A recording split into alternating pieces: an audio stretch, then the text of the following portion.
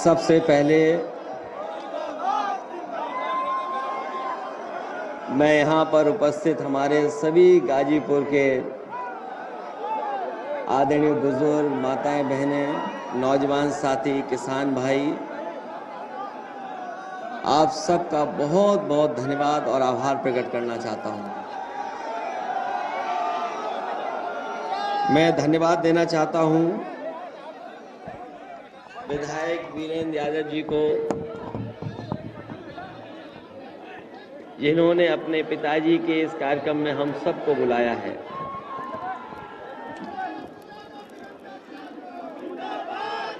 विधायक वीरेंद्र यादव जी ने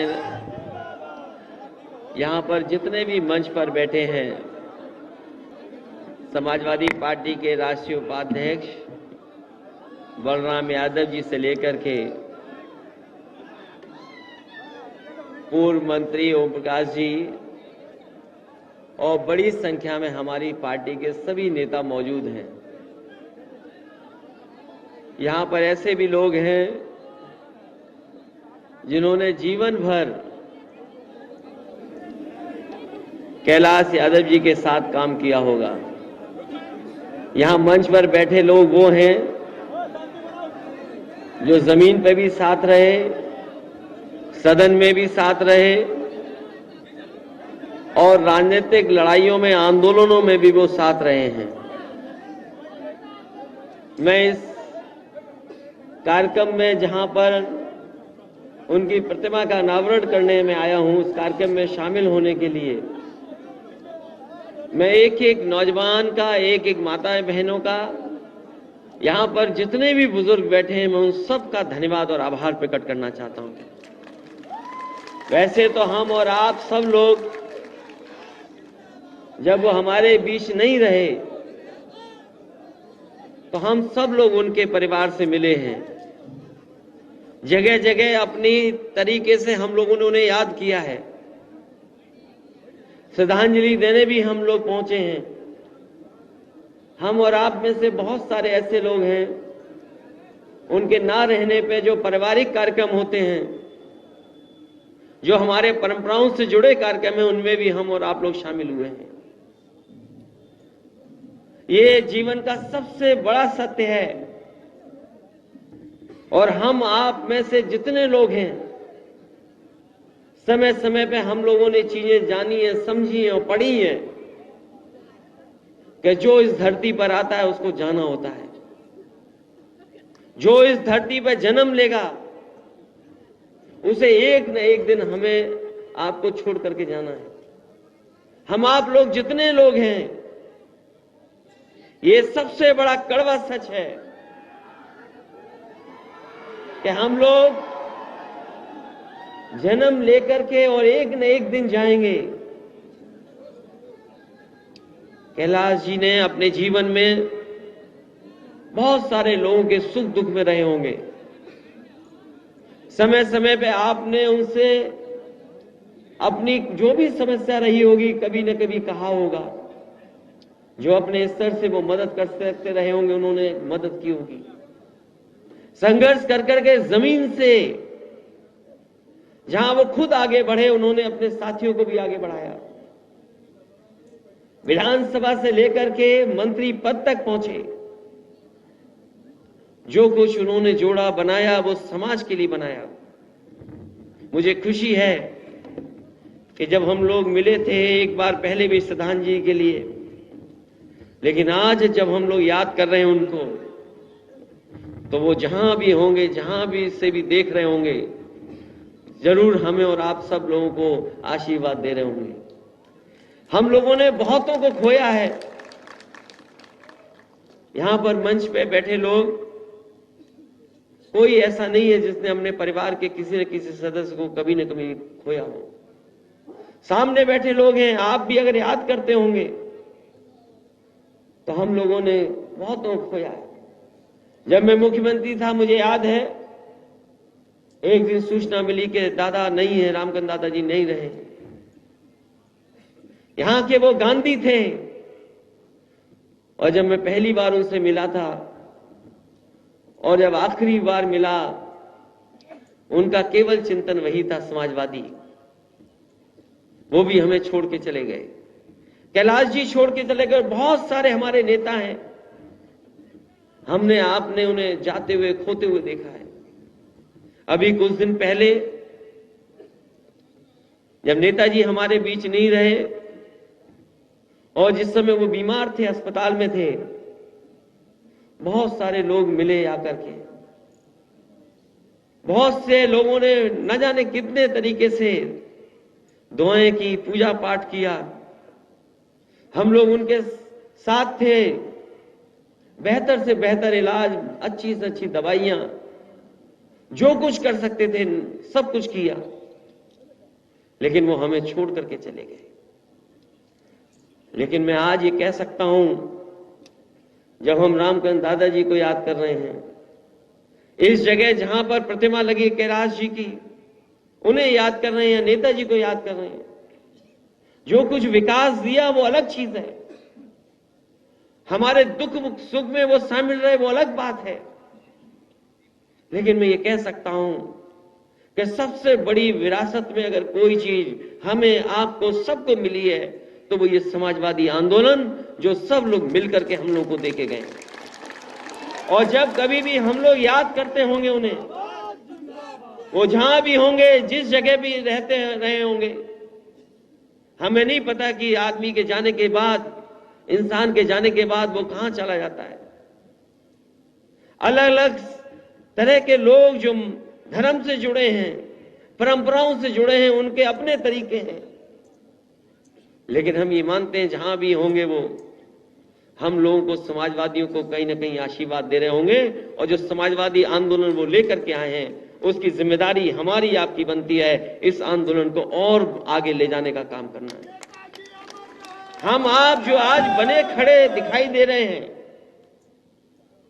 अगर वीरेंद्र आज विधायक हैं तो ये अपनी पिताजी का ही अंश है। पिताजी हैं जो इन्हें सब कुछ देके गए हैं। हम में से बहुत सारे लोग हैं जो अपनी मेहनत से आगे बढ़े हैं। ऐसे भी हमारे साथ हैं जो लोग अपने आने वाली पीढ़ी को देकर के जा रहे हैं। हाँ, जो हमें लाल टोपी मिली है और अगर काली सदरी पहन करके राजनीति कर रहे हैं, मैं इस मौके पे कह सकता हूं, नेताजी ने ही हम लोगों को दिया और नेताजी की वजह से ही हम लोग यहां पर खड़े हैं। इसलिए अगर उनके जीवन के बारे में हम लोग याद करेंगे, न जाने कितने स्मरण हैं, न जाने कितनी चीजें हैं। लेकिन मैं कह सकता हूं, मैं बहुत कम समय के लिए रहा। जब मैं सरकार में था, कैलाश जी मंत्री थे। जो कोई भी बात वो लेकर के आते थे, फैसला लेकर के हम तक आते थे। हमने कभी भी उनके फैसले पर कोई बात नहीं रखी होगी। जो उन्होंने कहा वही हमने स्वीकार कर लिया। वो पंचायती राज मंत्री भी बने। सर्वे करना, कौन सा आरक्षण होगा, क्या होगा, यहां पर हमारे वरिष्ठ नेता आदरणीय बलराम यादव जी भी बैठे हैं। वो जानते होंगे कि कितना मुश्किल काम होता है। कौन सी जगह को क्या बना दें, क्या आरक्षण हो जाए, किस वार्ड को कैसे बना दें, ये जमीनी राजनीति वही जानता है जो जमीन पर रहता है। और मैं समझता हूं कैलाश जी जब थे तो उन्होंने उत्तर प्रदेश में वो भूमिका निभाई कि कहीं भी किसी तरह का कोई क्वेश्चन नहीं लगा पाया। बहुत सारे उन्होंने काम किए होंगे, सड़कें, पुल या और जगह हम लोगों से मदद लेते रहे होंगे। लेकिन आज मैं देख सकता हूं मैदान भरा दिखाई दे रहा है, लोग सड़कों पे हैं। और कई हमारे साथी तो 11 बजे ही चल दिए होंगे घर से, और पहले चल दिए होंगे। अब तो शाम हो गई। ये बहुत दूर से आए हैं, ये बता रहे 9 बजे ही चल दिए थे। तो सोचो, जो 9 बजे चला वो आज अभी कितना समय हो गया सोचिए। लेकिन ये गाजीपुर की ऐतिहासिक धरती है, ये समाजवादी धरती है, ये वीरों की धरती है, ये वो धरती है जिसने फौज में लड़ने का जज्बा दिया है। इस धरती से पैदा हुए लोग इतिहास बनाने का काम करते हैं। हम चाहे उस्मान जी को याद कर लें या पाकिस्तान के छक्के छुड़ाने वाले हमीद को याद कर लें, वीर अब्दुल हमीद। ये धरती वो है और नेताजी के आह्वान पर, समाजवादियों के आह्वान पर यहां के लोगों ने हमेशा इतिहास बनाने का काम किया है। इस बार तो हालांकि ये गाजीपुर ने पहली बार नहीं, कई बार पहले भी इतिहास बना चुके हैं। लोग बताते हैं कि चरण सिंह जी के जमाने में जब दूसरे दल का पूरा रुतबा होता था तब भी यहां पर लोग चरण सिंह जी के कहने पर एक एक वोट डाल करके समाजवादी आंदोलन या किसानों की लड़ाई लड़ने वाले के पक्ष में ही वोट डालते थे। जब मैं यहां पर सभाओं में आया था, चुनाव की सभाओं में मैं जब यहां आया था, यहां पर लोग सुनना नहीं चाहते थे। वो इंतजार कर रहे थे कि वोट कब डालने का मौका मिलेगा। मंच रहा होगा, मंच से दूरी खत्म कर दी थी यहां के नौजवानों ने, मुझे याद है। और केवल गाजीपुर में नहीं, उस चुनाव में मैंने गाजीपुर से लेकर के आखिरी आपके शामली से लेकर के उन इलाकों में भी देखा था कि अगर कहीं चुनावी सभा समाजवादियों की थी तो बल्ली और जनता का कोई हिसाब किताब नहीं था, कोई रोक नहीं पाया। आज रिजल्ट कुछ भी आ गया हो, किसी की भी सरकार बन गई हो, किसी की भी सरकार बन गई हो, लेकिन जनता की सरकार तो केवल समाजवादी बना सकते हैं, दूसरे लोग नहीं बना सकते। जनता के बीच अगर आज भी कोई याद कर रहा है तो वो समाजवादी लोगों की सरकार याद कर रहे हैं। ये सरकार तो कुछ है ही नहीं। सरकार क्या है ये सरकार, सोचो आप। ये कोई सरकार है? अभी दिल्ली की सरकार ने एक फैसला लिया है, हालांकि 14 तारीख जो फरवरी की होती है बड़ी अलग तारीख है। इसको मैं पीढ़ी की दूरियां मानूं क्योंकि हमारे बुजुर्ग पूछेंगे मैं क्यों 14 तारीख की बात कर रहा हूं। ये जो 14 तारीख को भारतीय जनता पार्टी ने एक नए तरह का फैसला लिया है। हालांकि दिल्ली वालों ने लिया है, लखनऊ वाले पता नहीं मनाएंगे कि नहीं मनाएंगे। फैसला दिल्ली से हुआ है। पत्रकार साथी, वो जो चिट्ठी निकली वो सही है कि नकली है? जब मैंने उसको पढ़ा पहली बार कि भारतीय जनता पार्टी के लोग 14 फरवरी को कोई हक दिवस मनाना चाहते हैं।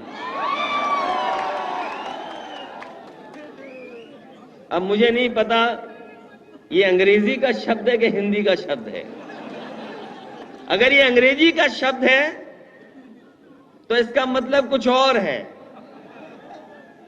अगर कोई कंफ्यूज हो जाएगा हिंदी को लेकर के तो इसका पूरा का पूरा गुड़ गोबर हो जाएगा। कैसे लोग हैं बताओ? ये जो मोबाइल चलाने वाले तो समझ रहे होंगे, इन्हें पता नहीं, ये पता नहीं कौन से प्रेम में कहां उलझे हुए हैं बीजेपी के लोग। इन्हें मित्रता भी करनी नहीं आती।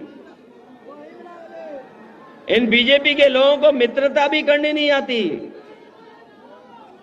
और कभी कभी हम और आप लोग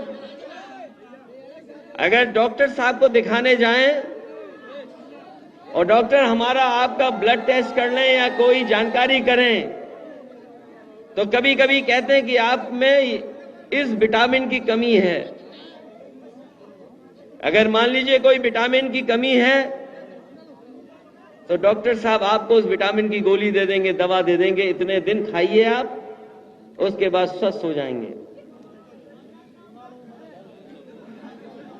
और हमारे गांव के लोग जरूर जानते होंगे,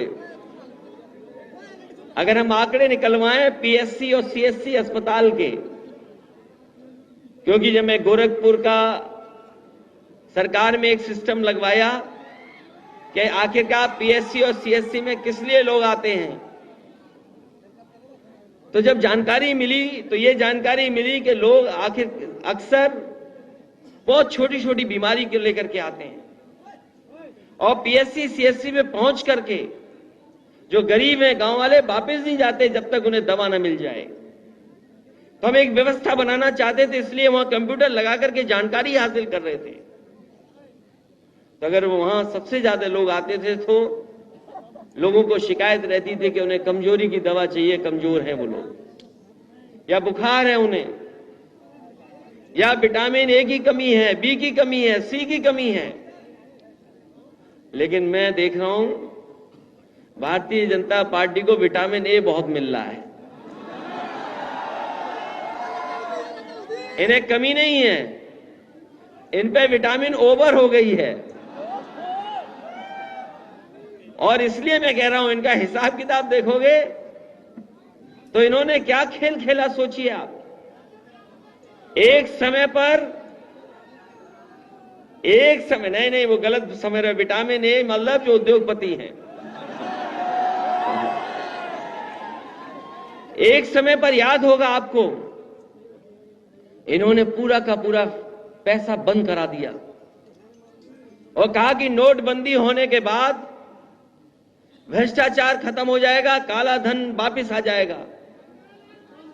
वो याद कीजिए वो समाजवादी सरकार थी और उस समय चुनाव में जहां भी हम लोग जाते थे यही बात कहते थे कि रुपया बंद होने से रुपया हमारा काला सफेद नहीं होता है, हमारा आपका लेन देन काला सफेद होता है।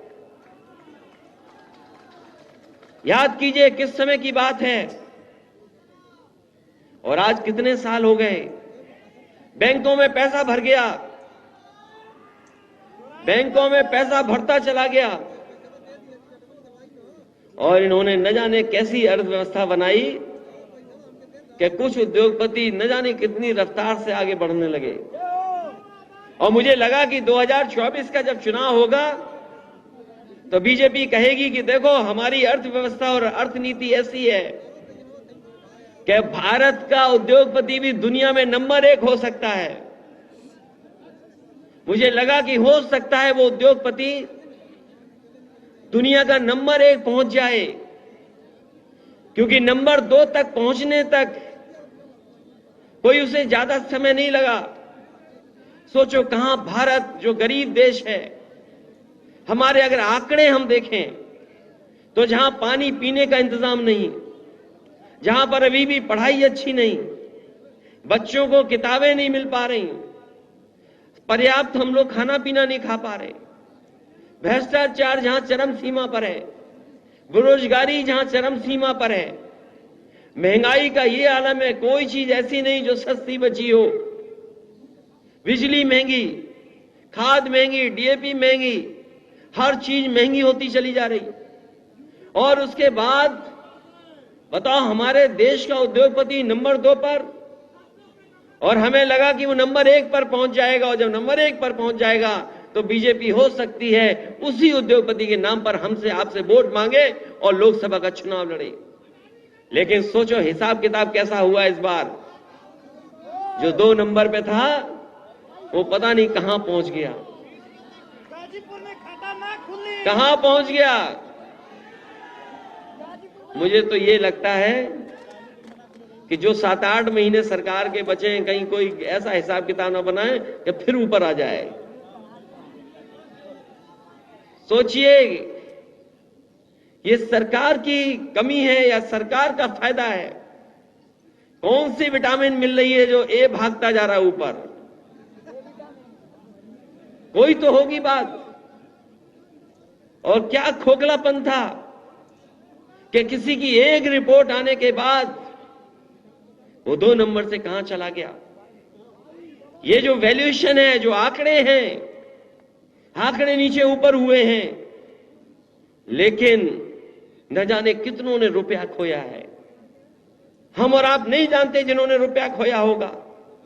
हम और आप तो अखबार में केवल कुछ संस्थाओं का देख रहे हैं, जो सरकारी संस्थाएं हैं। LIC, जिसमें हमारा आपका पैसा है। कोई परिवार ऐसा नहीं होगा या जानकारी में नहीं होगा जिसने LIC में कोई ना कोई किस्त ना दी हो। LIC हमारा आपका गरीबों का पैसा, वो पैसा लगा दिया उसमें। स्टेट बैंक ऑफ इंडिया का पैसा लग गया और बैंकों का पैसा लग गया। हम ये जानना चाहते बीजेपी के लोगों से, जब सरकार इनकी बनी थी, किसी अधिकारी ने कोई फैसला लिया और उसने इस बिजली विभाग के प्रोविडेंट फंड का पैसा एक प्राइवेट कंपनी में लगा दिया, DHFL में। वो DHFL कंपनी डूब गई। इन बीजेपी के लोगों को दिखाना था कि बहुत ईमानदार सरकार है। उसने उन सभी लोगों को जेल भेज दिया। अगर उत्तर प्रदेश में सरकारी पैसे का इन्वेस्टमेंट अगर प्राइवेट कंपनी में हो करके और अगर प्राइवेट कंपनी डूब जाए तो जेल भेजा जाता है। तो हम बीजेपी के लोगों से जानना चाहते हैं, आज भारत की बैंकों का पैसा और LIC का पैसा डूबा है तो बताओ कौन जेल जाएगा। अगर यूपी में जेल जा सकते हैं तो दिल्ली में जेल क्यों नहीं जा रहे वो लोग। और याद कीजिए आप, यही सरकार के लोग थे जो कहते थे भ्रष्टाचार खत्म हो जाएगा, कहीं लूटपाट नहीं होगी। और आपसे बेहतर कौन जानेगा, ये समाजवादियों की देन है 100 नंबर। उसको 112 कर दिया। पुलिस को लगा कि हमारा भी रेट बढ़ जाना चाहिए।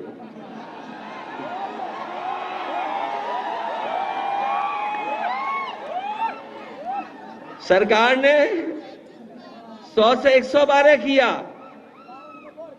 हमारी ईमानदार पुलिस को लगा कि उनका भी रेट बढ़ गया है। ये है सच्चाई कि नहीं सच्चाई।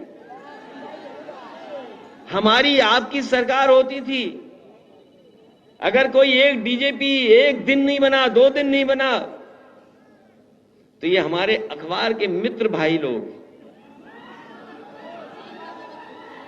हमारे अखबार के मित्र भाई लिखते थे कि देखिए कितनी नाकाम सरकार है, कितने नाकाम मुख्यमंत्री की फैसला नहीं ले पा रहे हैं DGP बनाने का। और अगर हमने किसी को अपने DGP बना भी दिया, मान लीजिए उसकी काबिलियत के हिसाब से या उसके किसी और काम की वजह से, तो बताओ आरोप क्या लगता था कि ये समाजवादी लोग जात के आधार पर और धर्म के आधार पर फैसला लेते हैं। आज बताओ हमारे पत्रकार साथियों, जुगाड़ के DGP बैठे कि नहीं बैठे हैं? अब मुझे नहीं शब्द है कि सरकारी शब्द क्या होगा उसके लिए, जो परमानेंट ना हो, जिसका तख्ती पे नाम नहीं लिखा जा सकता, तो बताओ वो जुगाड़ का ही तो DGP होगा। न केवल जुगाड़ का DGP है, बल्कि चीफ सेक्रेटरी भी एक बार टर्म बढ़ता है, 2 बार टर्म बढ़ता है, 3 बार टर्म बढ़ेगा। और आपकी सरकार होती थी तो हर एक चीज पे आरोप लग जाते थे। तो सोचिए, जो बड़े बड़े उद्योगपति बुलाए जा रहे हैं, MOU साइन हो रहे हैं, हमारे किसान भाइयों, नौजवानों, घबराना मत, ये MOU कुछ नहीं होते हैं। और मैं आपको सुझाव देता हूं, और अगर न सच निकले तो बताना, अगर आप अच्छा सूट पहन लें, टाई लगा लें और कहीं बीजेपी के दफ्तर के बाहर अगर आप निकल गए तो हो सकता है वो आपसे भी MOU करवा लें। MOU करने के लिए आपको पैसे की जरूरत नहीं है। ड्राई क्लीन करा हुआ सूट और एक बढ़िया टाई लगा के निकलोगे आप, अगर बीजेपी वालों ने देख लिया तो आपसे भी MOU करा लेंगे। हम बीजेपी वालों से जानना चाहते हैं और ये जनता जानना चाहती है, कम से कम पूर्वांचल की, जो इंतजार कर रही है कि विकास कब होगा। क्योंकि मुझे याद है यहीं पर बीजेपी के बड़े नेता आए थे और बड़े बड़े भाषण दे गए थे कि 2022 तक आय दोगुनी हो जाएगी। हमारे किसान भाइयों बताओ, किसी की आय दोगुनी हो गई हो तो बता दो।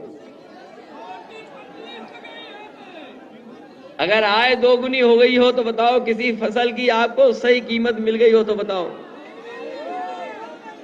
ये जितने बैठे हैं कहीं ना कहीं खेत हैं इन लोगों पर, खेती करने वाले लोग भी हैं यहां, सब हैं।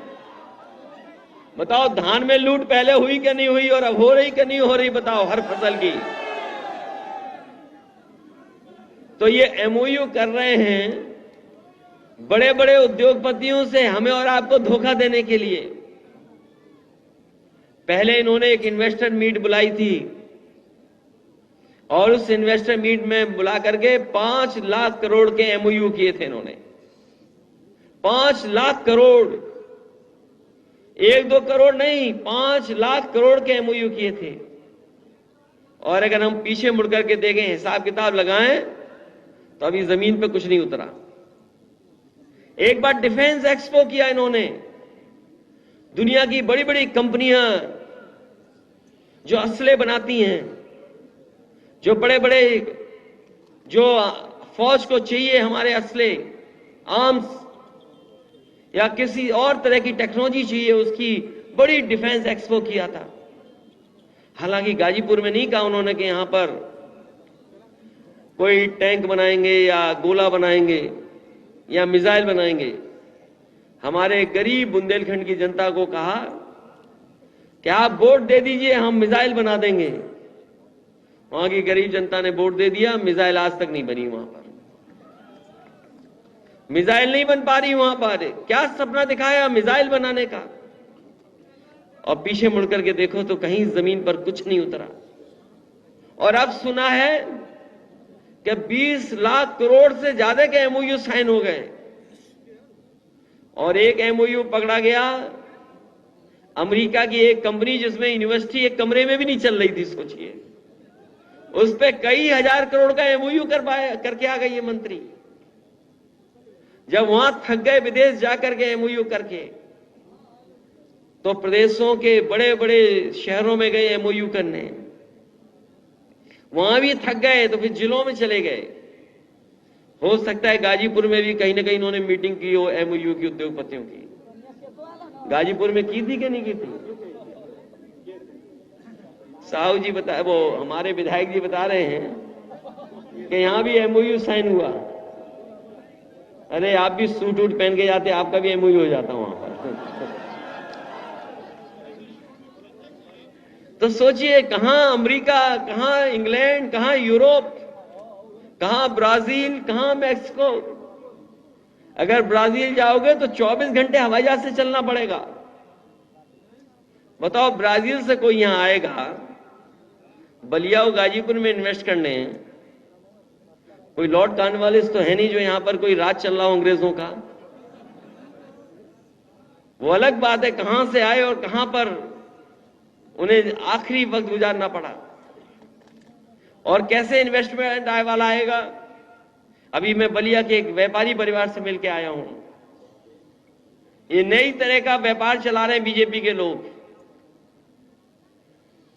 इनके यहां बैंकों से नहीं मिल रहा है पैसा, कुछ सूदखोर हैं बीजेपी के, पता नहीं कहां से पैसा लेकर के आते हैं, वो बांट रहे हैं लोगों को। और इतना बांट रहे हैं, इतना वसूल रहे हैं कि अगर कोई एक बार ले ले तो वो वापस अपने जीवन में नहीं कर सकता। इतना इंटरेस्ट वसूल रहे हैं। और उसका परिणाम यह हुआ, एक नंदलाल गुप्ता ने कुछ सूदखोरों से पैसा ले लिया अपने कारोबार के लिए, व्यापार के लिए। वो लौटा नहीं पा रहा था। उन सूदखोरों ने इतना डराया धमकाया कि उसे आत्महत्या करनी पड़ गई। और सोचिए आज के समय पर कैसे आत्महत्या की उसने। इन नौजवानों ने देखा भी होगा, फेसबुक पे लाइव कर करके आत्महत्या की। बताओ, इन बीजेपी के लोगों को डूब के मर जाना चाहिए। जो लोग एमओयू कर रहे हैं, जो बड़े बड़े एमओयू कर रहे हैं और सूदखोर व्यापारियों की जान ले रहे हैं। अभी उसके परिवार ने कहा कि बुलडोजर नहीं चला, बुलडोजर नहीं चला उन पर जो सूदखोर थे बीजेपी वाले। मैंने कहा ये सरकार का बुलडोजर नहीं है, ये बीजेपी का बुलडोजर है। ये बीजेपी का बुलडोजर बीजेपी वालों पे नहीं चलता है, ये दूसरों पे चलता है बुलडोजर। और ये जो बुलडोजर की संस्कृति लेकर के आए हैं, याद रखें इस सरकार वाले लोग, अगर बुलडोजर यहां चला है तो बुलडोजर बनना बंद नहीं होंगे। बुलडोजर बनने वाले कारखाने बंद नहीं होने वाले। बताओ, हम समाजवादियों के कितने नेताओं को कितना अपमानित किया इन्होंने, झूठे मुकदमे लगे हैं उन पे। और यहां पर जितने कार्यकर्ता नेता होंगे वो महसूस करते होंगे कि इस सरकार में झूठे मुकदमे लगते हैं। अभी आपने देखा होगा कि कुछ दिन पहले कुछ लिखने पर एफआईआर हो गई एक कार्यकर्ता पर, हमें पुलिस हेडक्वार्टर जाना पड़ा। वही पुलिस हेडक्वार्टर जो समाजवादियों ने बनाया। दुनिया में अगर पुलिस हेडक्वार्टर देखेंगे आप, तो आपके भी पुलिस के लिए सबसे बेहतरीन पुलिस हेडक्वार्टर बनवाया। वहां जाना पड़ा क्योंकि कुछ लिख दिया तो उसमें झगड़ा हो गया। बीजेपी वाले कुछ भी लिख सकते हैं, उनके पे कार्रवाई नहीं होगी, एफआईआर नहीं होगी। अगर समाजवादी लोग लिख देंगे तो एफआईआर हो जाएगी। और जात के आधार पर भेदभाव करते हैं ये लोग, धर्म के आधार पर भेदभाव करते हैं। ये जात के आधार पर, धर्म के आधार पर भेदभाव हमें लोकतंत्र में और संविधान में कहीं ऐसा नहीं है कि जात और धर्म के आधार पर हम भेदभाव करें। लेकिन भारतीय जनता पार्टी के लोग और इनकी सरकार में बैठे लोग लगातार इसी तरह का भेदभाव कर रहे हैं। अभी कुछ सवाल खड़े हो गए, कहीं से सवाल ऐसा खड़ा हुआ जिसका जवाब बीजेपी के पास नहीं है। इसीलिए मैंने कहा कि हम जनता के सामने नहीं सवाल करेंगे बीजेपी से, हम सदन में जाकर के पूछेंगे उनसे। क्योंकि जो हमारे मुख्यमंत्री हैं केवल संविधान की शपथ नहीं लेकर के बैठे हैं, वो किसी मठ से भी आए हैं। और मठ पर तो इसलिए आ गए क्योंकि उनके परिवार के लोग पहले मठ में थे। अगर उनके परिवार के लोग मठ में नहीं होते तो शायद मठ पर नहीं पहुंच पाते। उन्हें हमारा और आपका परिवारवाद तो दिखता है, लेकिन उन्हें अपना परिवारवाद नहीं दिखाई देता है। उन्हें अपना परिवारवाद नहीं दिखाई दे रहा है। और इनके जो फैसले हैं, इनकी आप कल्पना नहीं कर सकते। यही पूर्वांचल के लिए कहते थे, एक्सप्रेसवे के लिए, कि ये भ्रष्टाचार वाला पूर्वांचल एक्सप्रेसवे है। याद है कि नहीं याद है? इस हाईवे को कहते थे ये समाजवादियों ने उसमें लूट की है। अरे कभी लूट देखनी हो तो बुंदेलखंड एक्सप्रेसवे की देख लेना, क्या लूट हुई है वहां पर। प्रधानमंत्री जी ने उद्घाटन किया, इंद्रदेव ने बारिश कर दी, गड्ढे गड्ढे हो गए, पूरा एक्सप्रेसवे बह गया। बुंदेलखंड का एक्सप्रेसवे, इसकी जो कीमत है उससे ज्यादा कीमत लगा दी वहां पर। हमें दुख है इस बात का।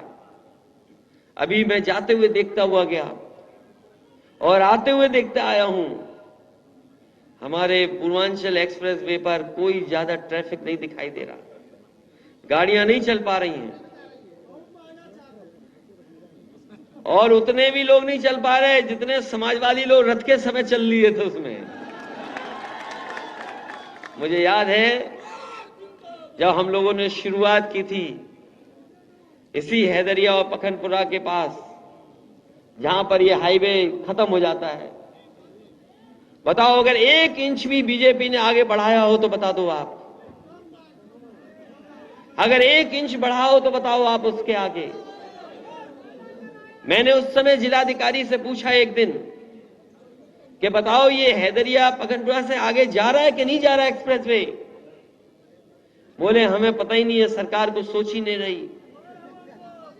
और ये इसलिए मैंने छोड़ दिया था, मैंने कई बार प्रेस में कहा, सदन में कहा, और मैं आज फिर कहता हूं, मैंने इसलिए छोड़ दिया था क्योंकि ये एनओसी नहीं देते हमें। अगर हम इस सड़क को और आगे बढ़ा करके ले जाते तो एनएचएआई का ये कानून है कि 10-15 किलोमीटर के अंदर कोई टोल सड़क नहीं बन सकती। इसलिए मैं जानता था कि ये एनओसी नहीं देंगे, और अगर एनओसी नहीं देते तो शायद ये एक्सप्रेसवे नहीं बन पाता। इसलिए मैंने 15-20 किलोमीटर छोड़ दिया, आगे नहीं जोड़ा जा करके, और उसके कारण ये सड़क बनकर के तैयार हो गई। और ये सड़क इसलिए बना रहे थे, ये केवल चलने के लिए नहीं थी, शहर को जोड़ने के लिए नहीं थी, इसके आसपास हम मंडी बनाना चाहते थे। आप हमारा घोषणा पत्र उठा करके देखिए, इसके आसपास मंडी बन रही थी, और इसके आसपास हम अपने नौजवानों के लिए ट्रेनिंग इंस्टीट्यूट बनाते, 1 साल की ट्रेनिंग पाते और कहीं ना कहीं उन्हें रोजगार या नौकरी मिल जाती। हमारा अधूरा सपना वही रह गया, हम लोग नहीं बना पाए। लेकिन दुर्भाग्य देखो, जिन्हें सरकार में मौका मिल गया, एक बार नहीं दूसरी बार, वो नहीं बना रहे, उस सड़क को आगे नहीं ले जा रहे हैं, आगे नहीं ले जा रहे हैं। और मैं आज इस मंच से खड़ा होकर कह सकता हूं, अगर समाजवादियों ने वो सड़क न बनाई होती ऐसी, तो शायद देश के प्रधानमंत्री उस सड़क पर कभी अपना हवाई जहाज नहीं उतार सकते थे। अगर किसी कारण उनका हवाई जहाज उतरा है तो वो समाजवादियों की देन है और समाजवादियों की सोच है। इसी वजह से हवाई जहाज सड़क पर उतर गया था। ये सड़क केवल जोड़ने के लिए नहीं थी, अपने गरीब किसानों को खुशहाली के लिए थी, और किसी ने सड़क नहीं मांगी थी। इस सड़क को हम लोग सबसे बेहतरीन बना रहे थे। हमारे बाबा मुख्यमंत्री इसका डिवाइडर छोटा कर दिए। ये डिवाइडर 10 मीटर 12 मीटर होना था, ये डिवाइडर कम कर दिया। और बीजेपी का सबसे प्रिय काम शौचालय बनाना वाला,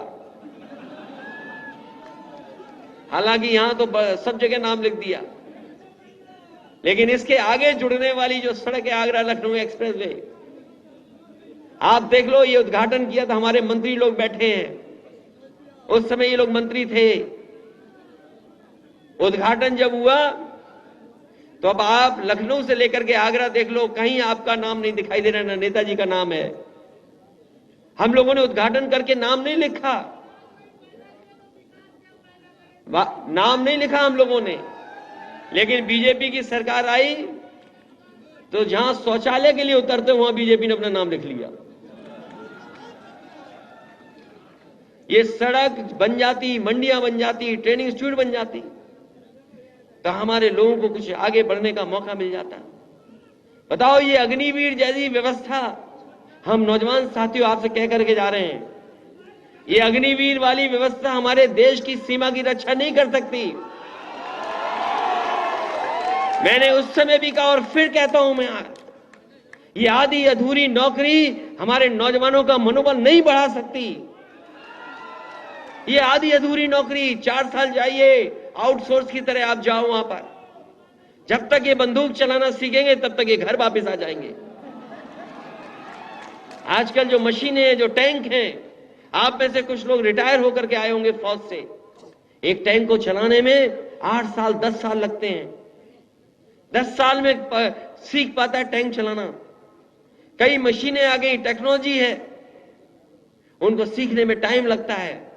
आज मॉडर्न हो रही है फौज, और ये बताओ ऐसी नौकरी भर्ती कर दे रहे हैं। हम लोग कभी इसको स्वीकार नहीं कर सकते। हो सकता है आज हमारी ताकत नहीं है, आज हमारे सांसद नहीं ज्यादा हैं, अगर कल सांसद होंगे या कभी मौका मिलेगा तो ये आधी अधूरी नौकरी अग्निवीर जैसी नहीं चलेगी, परमानेंट नौकरी होगी। क्योंकि हमारा नौजवान वर्दी पहन करके देश की रक्षा करना चाहता है। ये जो हमारे पड़ोसी देश हैं, हमारे जो पड़ोसी देश हैं, कोई बात नहीं, आने दो, कोई बात नहीं, जो पड़ोसी देश है, नहीं कोई बात नहीं, कोई बात नहीं, कोई बात नहीं, जो हमारा कोई बात नहीं, कोई बात नहीं, हमारा जो पड़ोसी देश है उनसे खतरा बहुत बड़ा है, मामूली खतरा नहीं है। ये सरकार स्वीकार नहीं कर पा रही है। आज को आपको चीन का खतरा है। पहले लोहिया जी ने कहा, लोहिया जी कहते थे पाकिस्तान से ज्यादा हमें खतरा चीन से है। वही नेताजी कहते थे, अगर आपको याद हो, बाद में मिला देना, इसको मिला देना भाई, आपको याद होगा कि डॉक्टर राम मनोहर लोहिया कहते थे ये चीन से हमें बड़ा खतरा है। नेताजी ने भी यही कहा, हमें चीन से खतरा है। आज अगर आप देख रहे होंगे, जहां पर सीमाएं हैं, हमारी सीमाओं पे कब्जा कर रहा है।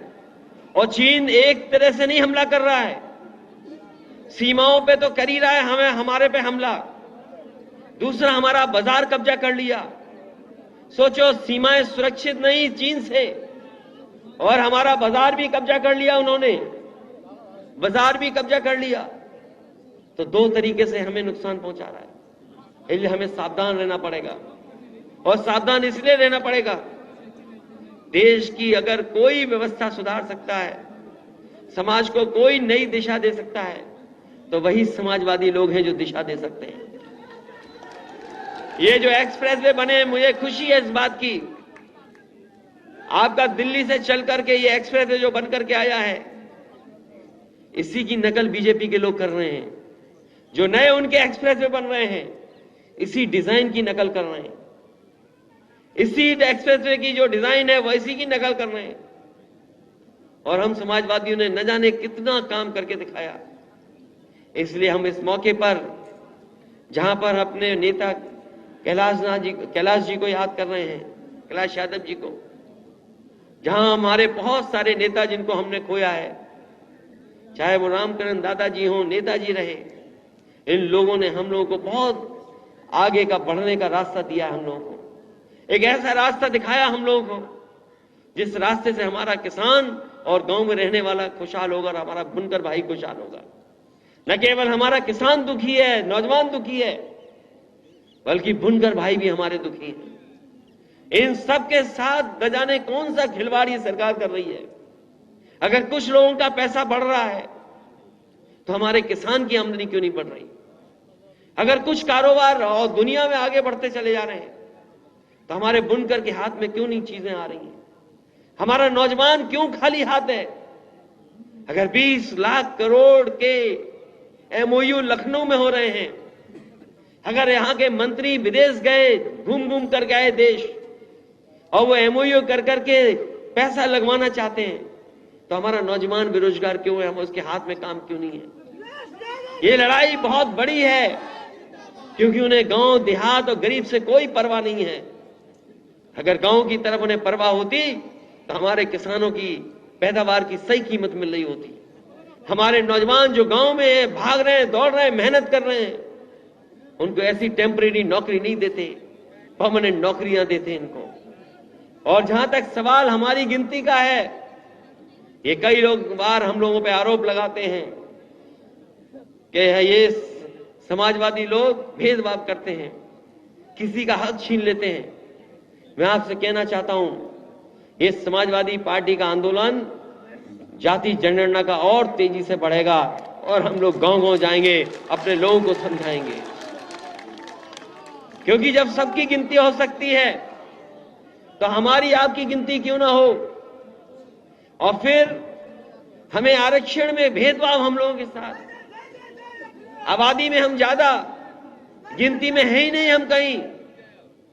अगर चीजें बदल सकती हैं, बड़े बड़े फैसले अगर सरकार कहती है कि हमने इतने सालों में लेके दिखा दिए, अगर उन्होंने कुछ फैसले लेकर के दिखाए हैं, याद कीजिए हमने हर सभा में कई बार कहा कि समाजवादियों को मौका मिल जाएगा तो 3 महीने के अंदर जाति जनगणना करके दिखा देंगे।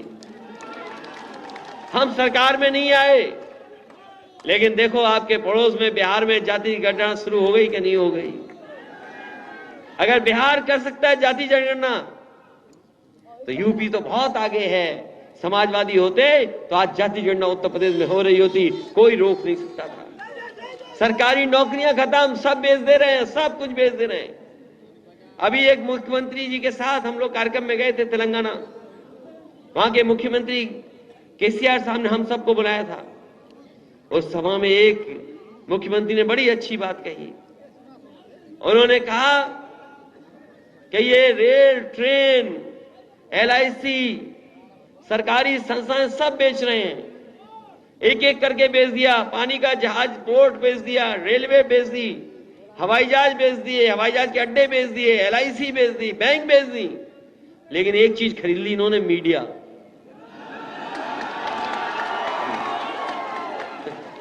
सब बेच दिया, लेकिन एक चीज पे कब्जा कर लिया इन्होंने। बताओ कब्जा हो गया कि नहीं हो गया?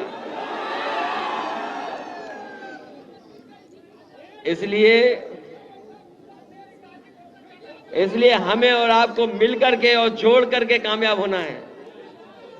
हालांकि हम लोग बाई इलेक्शन में आजमगढ़ पीछे रह गए थे, उसके कारण कोई हो, लेकिन मैं जानता हूं इस बार गाजीपुर से लेकर के आजमगढ़ से होते हुए और आखिरी तक आप देखना समाजवादी पार्टी का कितना झंडा बुलंद हो इस बार। ये मैनपुरी भी हराना चाहते थे नेताजी के क्षेत्र में, ये नेताजी के क्षेत्र में मैनपुरी में भी चुनाव हराना चाहते थे। पहले इन्होंने अधिकारियों की सेटिंग की, फिर इन्होंने पुलिस की सेटिंग की, अधिकारी की सेटिंग की, और फिर इन्होंने ये भी तय किया कि कौन पुलिस वाला जाएगा, कौन नहीं जाएगा वहां पर, और जनता को भी लालच दिया, सोचो। लेकिन मुझे खुशी है इस बात की, जितने भी हमारे मंच पर नेता बैठे हैं और बहुत सारे साथी यहां से गए थे, गाजीपुर से, आजमगढ़ से, बनारस से, बलिया से, वो लोग गांव-गांव बैठ करके उन्होंने समझा दिया, और परिणाम ऐसा निकला कि बीजेपी का पता नहीं लगा वहां पर बीजेपी कहां पहुंच गई। इसलिए जहां आपने ऐतिहासिक परिणाम दिया है, ये विकास नहीं कराएंगे, ये हमारा आपको विनाश की तरफ लेके जाएंगे। ये जो बजट है इनका, ये जो बजट आया दिल्ली वाला, ये विदाई बजट है, इसके बाद कोई बजट नहीं ला पाएंगे ये लोग। विदाई बजट है, और मित्र को बचाने में लगे हुए हैं मित्र लोग। और सच्चाई भी यही है कि मित्र की पहचान बुरे वक्त में होती है। अगर मित्र डूबा है तो हम लोग देखेंगे मित्र बचा पा रहे हैं कि नहीं बचा पा रहे हैं। ये बात तो समझ गए होगे ना आप। और कुछ लोगों की बात नहीं मानना, कुछ लोग कभी इधर होंगे तो कभी उधर होंगे, उनकी बात मत मानना। और उनकी बात आधी अधूरी है। मैंने याद होगा जब मैं आया था चुनाव में, तब भी मैंने गाना पूरा करके दिखाया था। एक कोई थे, वो कहते थे कि चल सन्यासी मंदिर में, क्या था? चल सन्यासी मंदिर में, चल सन्यासी मंदिर में। हम लोग इतना ही सोच के उनको समझ लिए कि जड़े बड़े अच्छा गाना है, लेकिन कभी इसकी दूसरी लाइन समझ लेना, पढ़ लेना, क्या लाइन है दूसरी इसकी, क्या चल सन्यासी मंदिर में, तुम्हारा कुछ हमारा कुछ बजेगा दोनों का। क्योंकि हम गाने में तेज नहीं है, उतना गाना वाना नहीं गा सकते, लेकिन सुना है उसमें दूसरी लाइन ये कि कंगना बजेगा शायद। बताओ, रात में कंगना बजा रहे हैं दूसरी ताल में जाकर के। ये जो नाम बदलने वाले हैं, हमें खुशी है कि हमारे मंच पे भी ओम प्रकाश जी हैं। ये नाम बदलने वाले अगर हैं तो ओम प्रकाश नाम ही रख दो इस जिले का। ये जो नाम बदलने वाले प्रस्ताव दे रहे हैं तो ओम प्रकाश नाम ही रख लो, तो कम से कम हमारे पास तो है एक नाम। इसलिए इनके चक्कर में मत पड़ो, ये गरीबों को धोखा देने वाले लोग हैं। ये पॉलिटिक्स में बिजनेसमैन हो गए हैं, बिजनेसमैन। ये राजनीति को बिजनेस समझ रहे हैं। हम समाजवादी लोगों ने भरोसा किया है और जो कुछ कर सकते थे त्याग, गठबंधन बनाने में हम लोगों ने त्याग कर करके ही गठबंधन बनाने का काम किया था। लेकिन अब आने वाले समय में समाजवादी पार्टी कहीं गठबंधन करने नहीं जा रही, अपनी अकेली ताकत पर साइकिल पर सवार होकर के चलेगी, और जो साथी साथ हैं उन्हें लेके चलेंगे। बस कोई नया गठबंधन नहीं, कोई राजनीति में एक्सपेरिमेंट नहीं। नमस्कार, मैं हूं मुकेश कोरी। आपने खबर को देखा, आपको खबर कैसी लगी उस पर आप अपनी राय जरूर दें। और हाँ, राय देने के साथ साथ खबर को लाइक और शेयर करें। हमारे चैनल को अभी तक आपने सब्सक्राइब ना किया हो तो चैनल को सब्सक्राइब करें, फॉलो करें और ज्वाइन भी आप कर सकते हैं।